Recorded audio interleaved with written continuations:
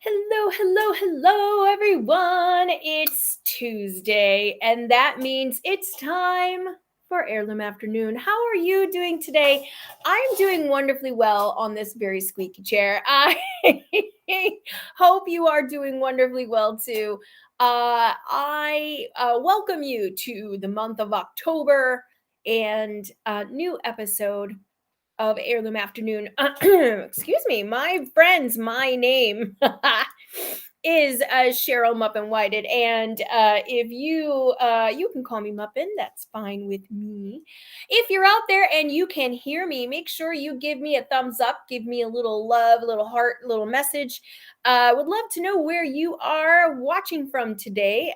Give us and also, what are you working on? What are you sewing today or this week? Of course, we have been so busy going to various shows. We just returned from Fredericksburg, Virginia, and it was very wonderful to see all of you there, see all of our friends, our fans, and if you are ever at a show and you see me, please say hello. I love meeting you. And that's like one of my favorite things to do ever.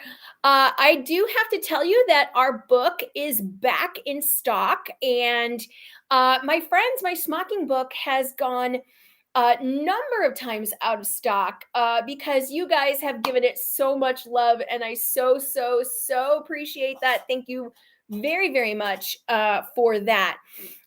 Today, my friends, we are, I want to just really quickly tell you about the quilt that is on today's set. This quilt is the oldest quilt in my collection. It is from the 1890s, and it's in fantastic condition, fully hand quilted, fully hand pieced. So, very well executed, tiny stitches, beautiful handwork all over it, and of course the fabrics are in really great condition. The thing I love about this quilt is it feels like fall, it feels like comfort, and I was so excited to bring this and put it on the set today. If you have not yet checked this out, please do so. Also, today, I would like to encourage you to sign up for our email list. We have a very robust email list, and the email list is going in the comments. So hopefully you'll be able to click on that, sign up for our email list. Now you will get access to our very exclusive League of Superstar Sewists website, and you'll get a password that will get you into the secret thread quarters and you will be able to see exclusive quilt patterns, also some of my favorite sewing music, and also our special discount just for you at who join our email list. So if you are at all interested even in picking up our book and getting it at a discount, I suggest you go ahead and sign up for our email list. That will absolutely get you that information. Also, I wanted to just really quick tell you that our tufting templates are back in stock. Yay! So this is our brand new product. You have seen our tufting templates on several episodes of Heirloom Afternoon. And if you have not yet picked up your set and given this a try, you should do so. Also, there's an optional kit of the tufting yarn and a hoop and all the things that you will need to get started. Many of us who only sew, we don't do any of the other crafts. So if you don't have those supplies, no worries, we've got you covered to do that. Very excited today because I have a couple of things that I can't wait to show you. First of all, um, shout out to some of my viewers who I don't know if it's a good thing or a bad thing, but some of our viewers do tell us when they see something exciting on eBay, and that is what happened. And this was I'm almost going to apologize to someone who I was bidding against on this particular item, because my goodness, um can I just say I know that I should have probably um been a little bit nicer about bidding so aggressively on this item. But of course, our secondary camera is having an issue. So let me just reconnect that. It's all fun and games, my friends, until the technology stops, which is something I often say. And of course, this is having a little difficulty connecting to our computer. So let's see. Oh, that would be because I'm not on the same Wi-Fi network. Always something in the grand scheme of things. Um, like I said, always make a joke. It's fun and games until the technology stops. So, all right. So we're going to wake this little bad boy up. And while we're doing that, there we go, my little friend. Thank you, computer. Thank you, Wi-Fi. You always have to have some, connection with the Wi-Fi, spirits. And in this building, especially with uh, the number of walls that we have, it can always be a little bit troubling to have our connection get started. Okay, so let me just double check that we don't have our mirroring on. There we go. Yay. All right, so let's do this, shall we? No, that, shall we? All right, so we've got this lovely item here from eBay. Thank you to who pointed this out to me, because oh my gosh, this is a pile. This is quite the pile of quilt blocks. Now, a friend of mine, Allison Rainboff, she is a national quilt appraiser, and she was the one who told me about this style of blocks. These are quilt blocks, and some of them are very heavily executed. Some of them are um, not executed well, but there's some of them are quite cute. As you can see, these are quilt blocks that are pre-stamped, and in a lot of ways they contain colors. And here is what these would have looked like when you would have purchased them from the quilt, from the company. And these were put together by the American Thread Company, and they of course are encouraging you to use Star brand threads. Now, these quilt blocks are pre-stamped and pre-colored. So a lot of times when you see these types of quilt blocks, they already have this coloring in them, and you're thinking, wow, this person spent all this time coloring these blocks. And the answer to that is no, no, they did not. And here is an example of another one that's done in pink. You can see the little pink of the lollipop and his little this little vest and his little hat. Those were all pre-colored in, pre-stamped. So this is a giant pile of these blocks that was available on eBay. Someone very quickly notified me, said, "Hey, you should grab these," and of course I did. And they're just adorable. But some of the the execution on these is a little rough, little bit rough. And there are some in this selection that I have never seen before. So these flowers here are some that I have not seen before. Again, this yellow section here was all colored in already. Many people think that these have been tinted by someone, that um, the maker would have either used some kind of paint or a material, but no, that is done. And of course, you see the difference just in the execution by the person who did them. um, I won't tell you what I actually spent on these.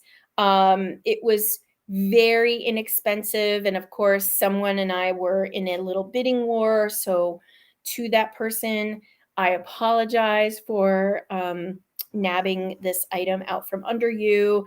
Well, not really. We were kind of in a fight to fight to the death, back and forth. And there are a total of 80 blocks in this collection. And so I have a very specific idea of what's going to happen with these, and therefore I am very going to take very good care of these.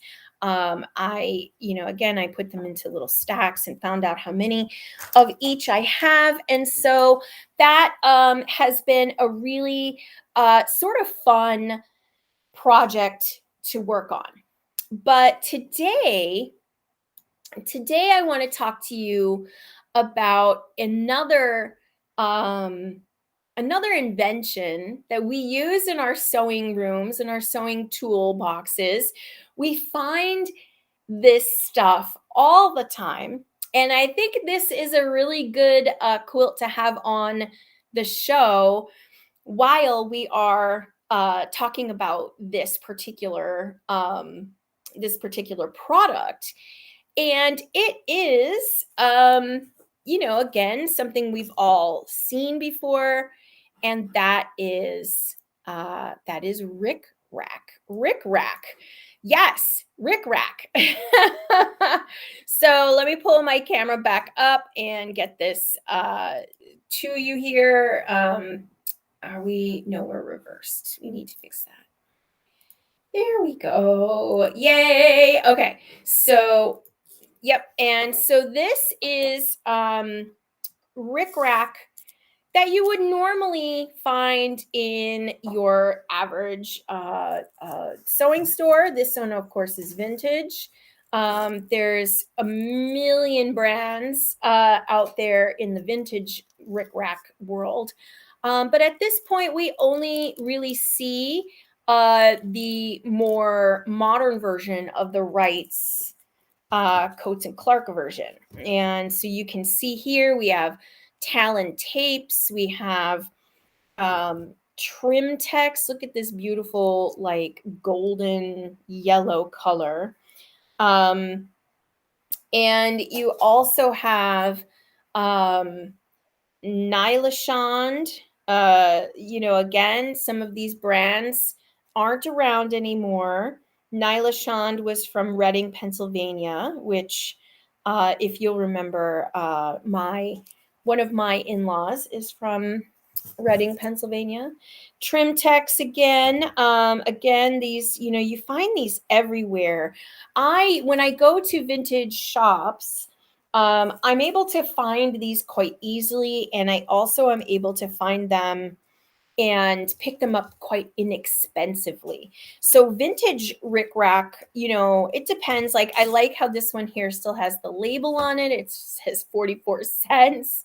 That's pretty entertaining. I wish it was still 44 cents, but it is, of the products on the market, Rick Rack is still rather inexpensive. You don't have to spend a lot to get rickrack. And rickrack, of course, comes in lots of different widths, lots of different sizes. You can see here we've got like the baby rickrack. Here's baby rickrack in blue.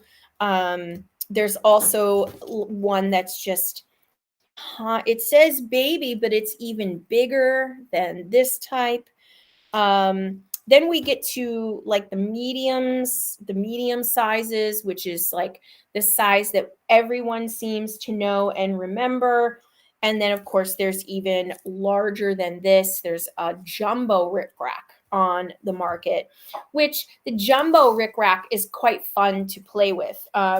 So, all of these different types of rickrack, there's still a plethora of colors. There's even metallics. And I did find in my rickrack stash a rickrack that I found to be very interesting. And at first, I didn't think this was a rickrack, but then once you can see it's been tattered up in my sewing box. And this does look like is the original card. So it says Warren's, and it doesn't really say. But this is there was the end of it, but this is rickrack. And I'm just going to highlight that so you can see. Now rickrack, the way it is made, there you can have different color threads in it, and rickrack is actually quite old. It is not as modern as you would think, right? Because we think of rickrack as something that appears around the 1930s, when in fact, it was actually invented around the 1850s.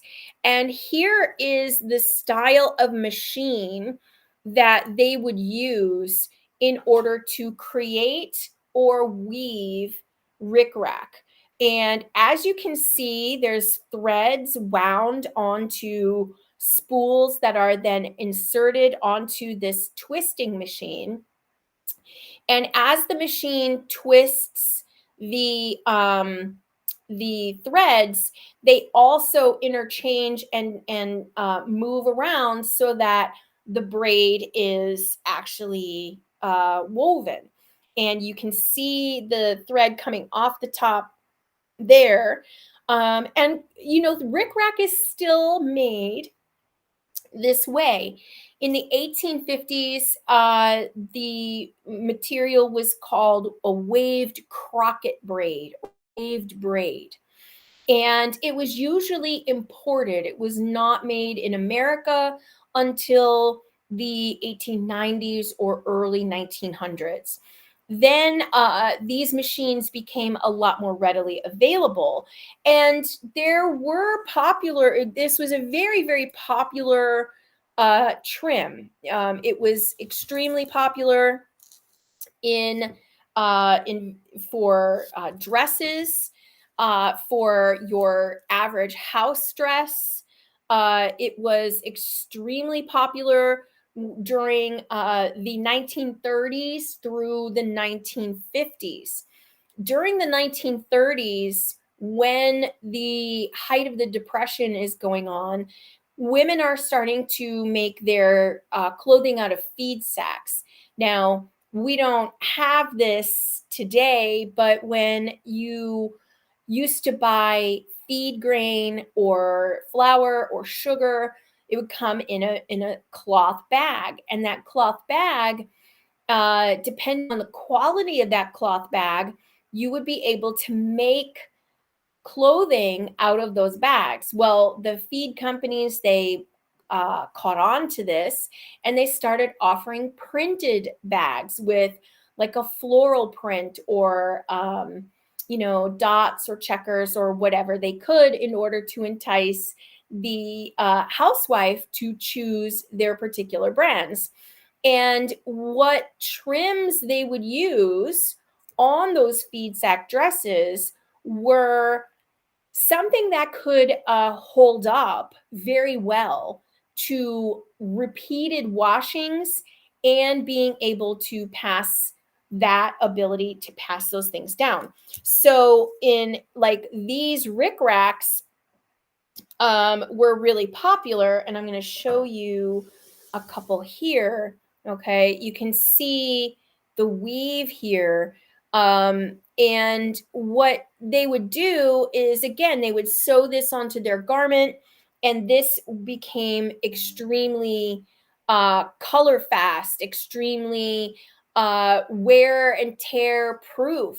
It's a very durable braid, and it didn't need to be ironed. Many of these will say, fast color.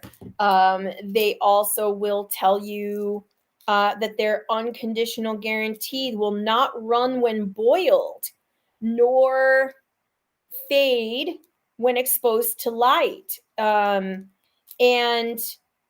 these trims, because of the thriftiness of the people making their garments, they wanted something that could hold up to being boiled and scrubbed, and needs minimal ironing. A lot of the rickrack will even say needs no ironing.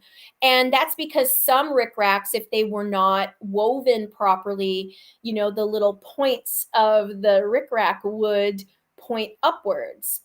Now, there is a way that some women learned how to make lace out of rickrack. And so, what they would do is they would take the white rickrack, and 9 times out of 10, you find like these little rusty pins holding everything together.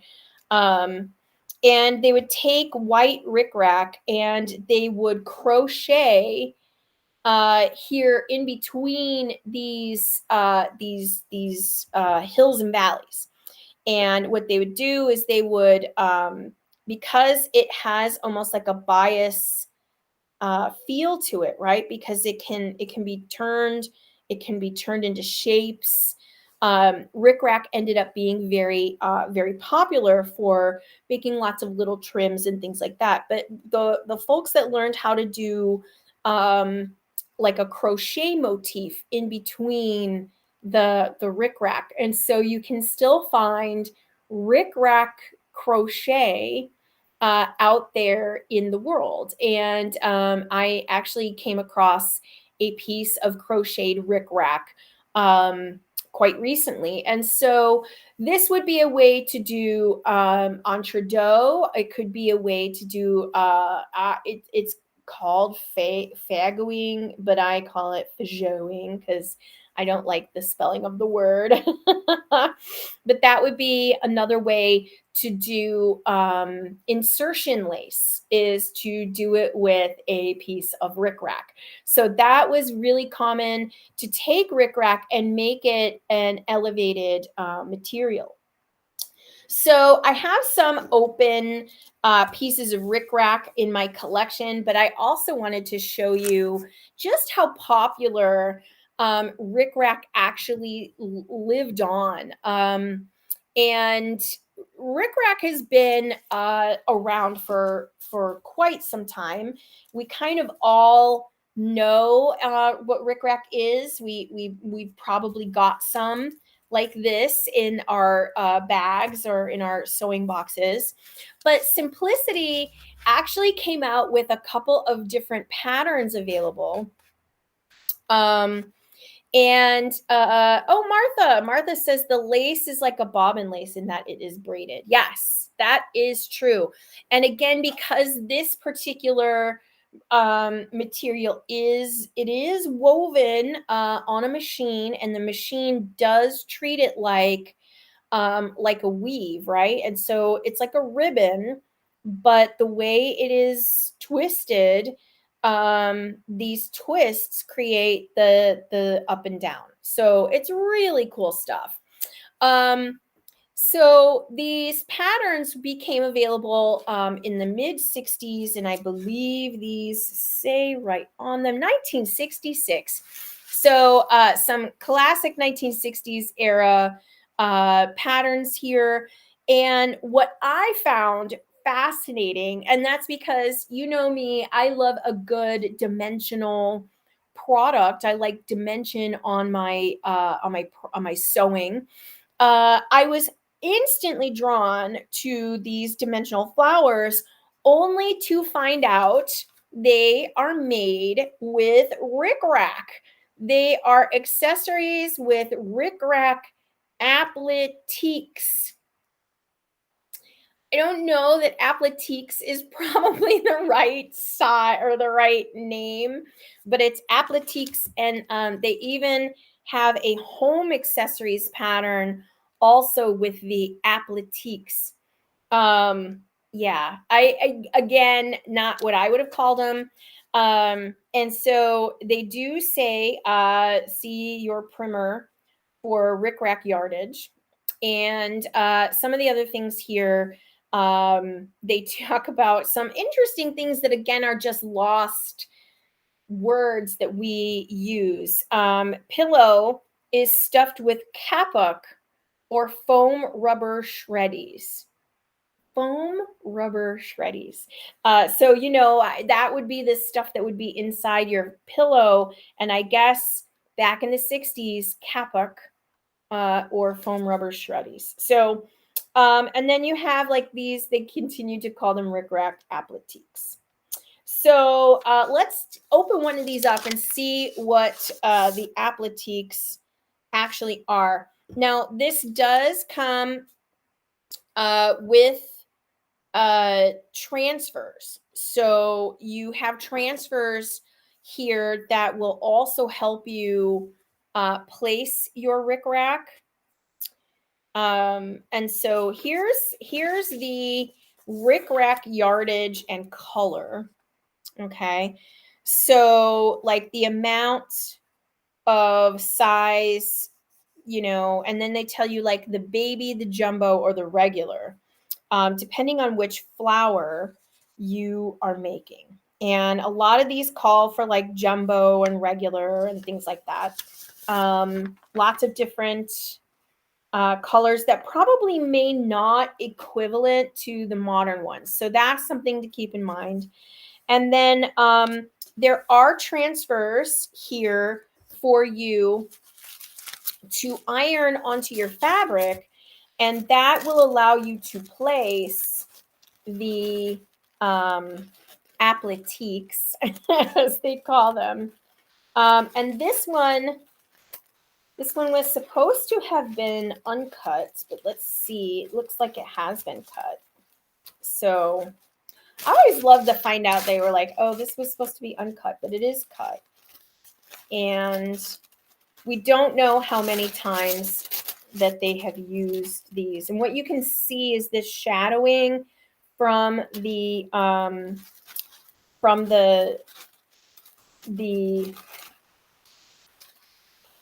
transfer. The transfer has made its way, like it'll stain the other pieces in here. So let's find some of those transfers. Looks like they're right here.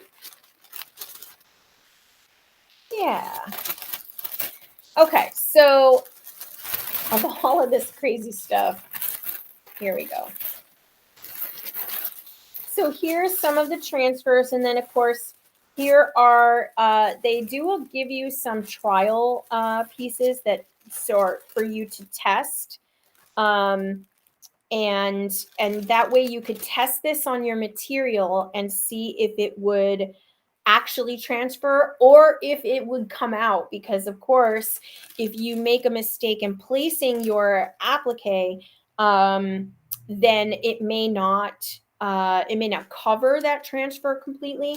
So these are pretty interesting, but as you can see, they've created shadows of where they have stained the paper. So more than likely they don't work anymore, but there's a good chance that they do. I'm just gonna try to, this is always the challenge, right? Is to fold the papers back up so that it goes back in the envelope. So I shall figure that out later. Okay, so then this one here that fell. All right, so we do have like a couple of placemats. These are the home products, so they've got like pillows and they've got the napkins, all sorts of little home decor things. The other one is a little bit of accessories like a hat and a bag and things like that. So let's take a look at the directions and see how they say to make the little flowers. Okay, so we've got some directions here. Make and sew flowers to finished pillow, placemat, and napkin. Okay, so what they want you to do is to sew in and out through the center of each point at each upper edge, and then you create almost like a daisy for that, and then a little center. And then to do a mum or a rose, I think these directions are all different ways. Oh,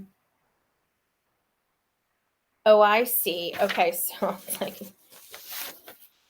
it's like when I print stuff upside down, like, you know, when you go to the printer and you print something upside down. Okay, so you fold the rickrack in half and then you interlock it. So I'm going to try this. I do have some piece of red rickrack here. It's got threads on it from being in the sewing box. And so we're just going to see what we can see. Now for this large rose, what does it say? It wants you to use the jumbo rickrack. We do not have jumbo rickrack, so we will be doing it with regular. So I'm already going to break the rules. You know, that's just me. Okay, so they want you to take your piece and fold it in half, and then you're going to interlace it. And so that is what we're going to do here. We're going to just take our, there we go. Let's get down in there. And let's make that, there we go. Okay, so now we're going to interlace. And I think the challenge is trying to keep it from getting twisted up on itself. So we're just taking the rickrack and we're just winding it back and forth with the zigzags. And you can start to see that the zigzags come together. That's really cool. And on the jumbo, this would be a lot easier, right? And of course, with rickrack pieces that are not as long. And so you're just twisting them over each other back and forth. And the hill of one rick goes into the valley of the rack of the other piece, so to speak. Okay. You could also do this with two colors. You could cut two colors and make them the same, you know, length and do this exact same thing. Like if I were to take, you know, this white, and I'll just show you because I have these two pieces here.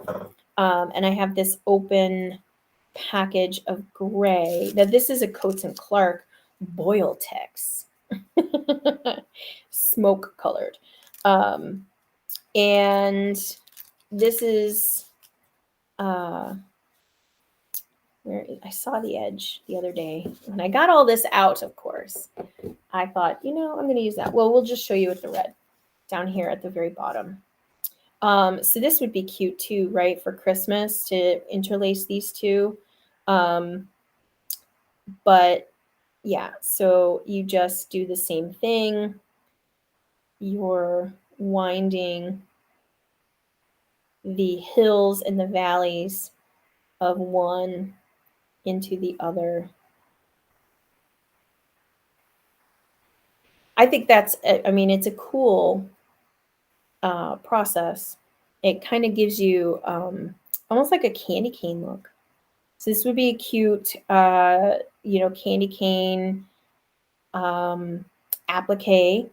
Again, any of these colors could be for any holiday. You could do the red and the white for Christmas. You could do green and purple for Halloween, orange and black for Halloween. The list goes on and on. But we're just going to untwist these because we're working on the red because we want to do the little red project. So, all right. And so I'm going to keep interlacing, and we're going to just take care that it doesn't twist. And I mean, you're going to essentially like roll these up. That's how this direction is calling for this. So that's what we'll do. But that jumbo rickrack is uh is normally what this will call for. And, again, rickrack comes on a roll. You can get it on a roll or you can get it in packages, individual packages. But these 1960s directions, I think what this shows you too is just the longevity of rickrack, how long rickrack has been around.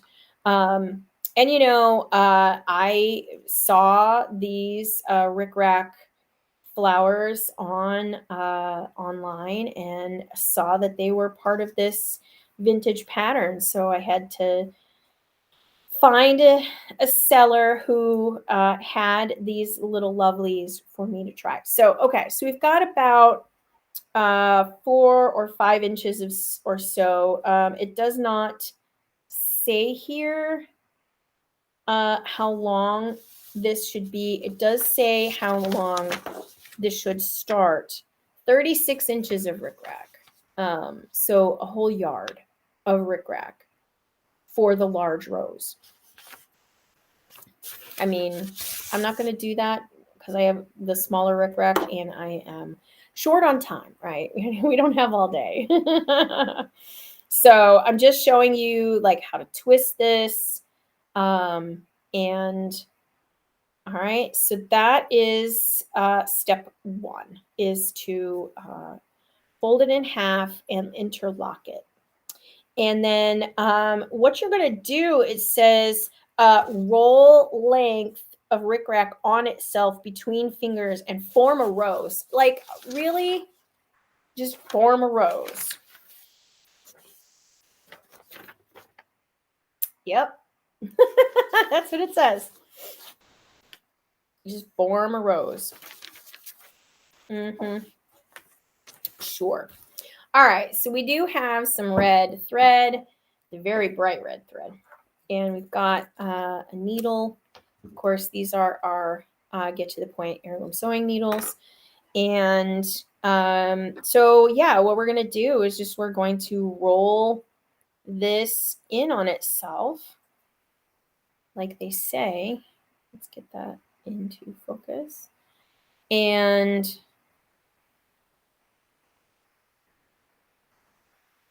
is that focusing? Is it doing it? No, it does not want to do it. All right, and then you're just twisting it until it forms like these little rosebuds. And yeah, I think that's plenty right there. And so we're gonna just take a piece of thread and of course always having fun with our little guitar skull scissors. I love them. They're so useful for everything. All right, so here's our thread. And then what we're going to do is we're just going to tack like it says. Now you can do a couple different sides here. You can do this side for the you can do that side, or you can do this side, either one. And what you're trying to do is just to catch these so that they stay. And I will need to put a I will need to put a knot in our thread first. So one moment. Like I said, I hope you're having a fantastic day. I am today. If you are not, trying very hard to get ready to go to Indianapolis. We're going to an Indianapolis show this weekend, so hopefully we will see you there. And then what we're doing is we're just catching the ends as it says in the directions, to keep them all taut here on one end. So you could do this as you roll it. That would be probably the smarter thing to do. But we're trying to catch all those edges. And then it says to fold out some of these as petals, like so. Now, as you can see, right, this would be really beautiful in a larger rickrack. This is a very tiny little rickrack. Okay. But then, this end here, we're gonna cut and we're gonna tuck under. So we've trimmed that off. And we're just going to fold this side under and leave it tacked underneath. And that we will sew that down so that that doesn't come apart. Sorry about that. People have been calling me all day. And I've been it's like when you call, don't they know? And I have my phone on silent, or not on silent, but on like don't bother me. So all right, so we're just gonna tack these two sides down here to the back. Everything's like being a little slippery. There we go. Okay, so now what it was calling for was to take the little petals and to fold those outward. And so that's what I'm going to do next. Let's just trim the little thread off. And that will create more of this like blooming rose look. And those edges, they fold right down. It's really pretty. So do I ever come to California? I would love to meet and greet you. Yes, I will be coming to the road to California in Orange, California. And is it Orange or it's Ontario, Canada, or not Canada, California. So I will be coming there in January. So please come on out and see me. So this was really cute. This was a cute little design for the little baby rose. And again, if you did this in the bigger rickrack, you would be able to put that on your designs. And you can see here just what kind of rickrack designs they're talking about, right? So they've got these star-shaped ones, they've got leaves, they've got daisies, they've got this giant mum. Again, the little baby roses that we're doing, but also the larger jumbo rickrack roses. I think it's super cute. Look here at this sort of expanded, blown up version where they're even using that braid to do the stems and the leaves. Okay, and so there's our baby rickrack rose And you can see just how easy this was. This was not hard. I don't do stuff that's hard, my friends. I tell you all the time. So you would then just sew this very dimensional, and I mean it's super dimensional. I mean it's very pretty. Color fast little rows there. You would just sew this down to your project, and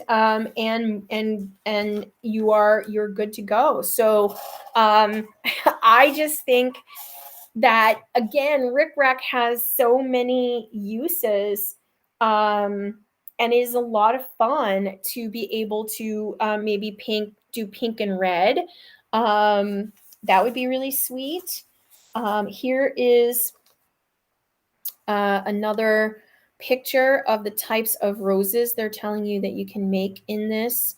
You again, if you just braided yellow and orange, that would be very sweet. And then of course they've got these like loops uh, for for roses and flowers and so on. And it just, I again, I don't think that if you look at this, you think that it is made of rickrack. But it is, and that rickrack is super lovely. And I think that, again, with the different various sizes, you could have a lot of fun. So yes, I would love to meet and greet you too, Diane. I would love to see any of you at my future stops. Next up, we are going to Indianapolis. After that, we're in Aurora, Illinois the week after. And then we'll be in Nashville, Tennessee for Original Sewing and Quilt Expo. We're going to have a booth. We'll be doing demos. We'll be doing all kinds of stuff there. So please, please, please come on out. I hope that you learned quite a bit today about rickrack and that you probably have decided that it is not too retro for your project. It's absolutely had resurgences. It was super popular from the 30s to the 50s, but then it came back in the 70s. And the reason it came back big in the 70s, Little House on the Prairie. Little House on the Prairie is what brought it back to the 1970s. So if you can take a look, see if you can get your hands on some of these patterns. But I will be taking a look at making some of these in the larger sizes with the jumbo rickrack, because now I'm kind of excited about making them now that I saw just how cute and adorable these little roses are. If you're the kind of person like me and you like to have lots of fields of flowers in your art quilts or on your garments or things like that, I think these are very, very, very cool.